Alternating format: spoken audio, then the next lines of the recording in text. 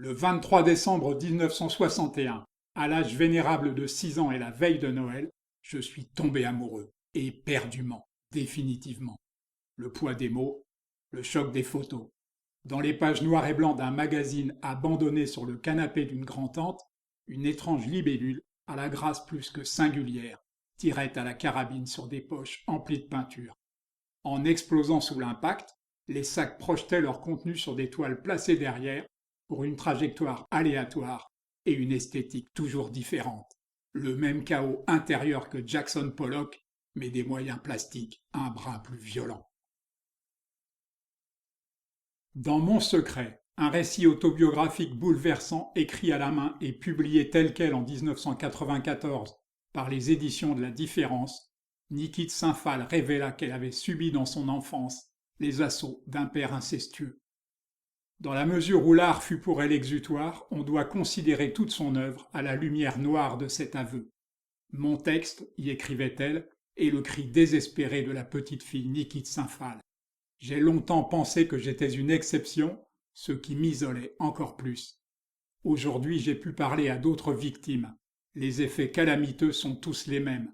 Désespoir, honte, humiliation, angoisse, suicide, maladie, folie. Le scandale a enfin éclaté. Tous les jours, des révélations jaillissent sur ce secret si jalousement gardé pendant des siècles, le viol d'une multitude d'enfants, filles ou garçons, par un père, un grand-père, un voisin, un professeur, un prêtre. Son propre père avait osé placer en hôpital psychiatrique cette fille torturée, et c'est lors de sa convalescence à Nice, à l'âge de 23 ans, que la peinture s'imposa à elle comme une catharsis. 2 ans plus tard, Niki de Saint-Phalle découvrit à Barcelone le parc Güell de Gaudi.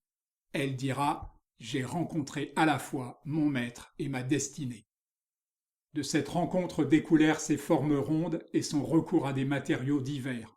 On peut voir le symbole d'une pureté mise à mal dans les poupées au corps violenté de ses débuts, assimiler les poches de couleurs explosées à la carabine aux bourses paternelles, lire le tout comme une nécessité vitale de dire l'indicible et questionner l'incompréhensible.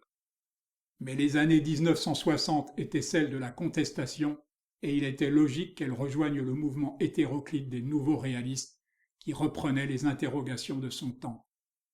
De sa quête cathartique acharnée et de sa rencontre avec l'amour de sa vie, Jean Tinguely, Niki sortit réconciliée avec la féminité et la vie. Ses nanas et ses Vénus purent s'affranchir des stéréotypes avec allégresse et symboliser le bonheur et la liberté d'être. Le fantastique couple créatif qu'elle formait avec le sculpteur suisse, chacun intervenant dans l'œuvre de l'autre sans l'affadir ni renoncer à ce qui lui était propre, collabora frénétiquement jusqu'à la mort de Tinguely. Niki de Saint-Phalle lui survécut un peu plus de 10 ans, les graves ennuis respiratoires liés au plastique employé dans ses sculptures, finissant par avoir raison de sa santé.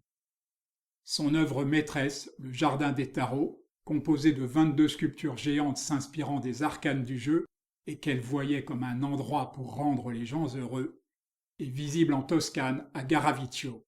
3 d'entre ces sculptures sont habitables, dont l'impératrice, dans laquelle l'artiste vécut plusieurs années pendant qu'elle travaillait à l'élaboration du jardin. J'étais la mer à l'intérieur de la mer, commenta-t-elle sobrement.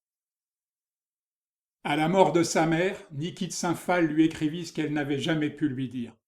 Quand je suis né le 29 octobre 1930 à Paris, le cordon ombilical était enroulé 2 fois autour de mon cou. Toute ma vie, je serais torturé par l'asthme et les problèmes respiratoires. Votre mauvaise opinion de moi, ma mère, me fut extrêmement douloureuse et utile. Elle me donna une immense liberté, la liberté d'être moi-même. Je ne vous ressemblerai pas, ma mère, je passerai ma vie à questionner. Je tomberai amoureuse du point d'interrogation. Pour vous, j'ai conquis le monde, vous étiez celle qu'il me fallait.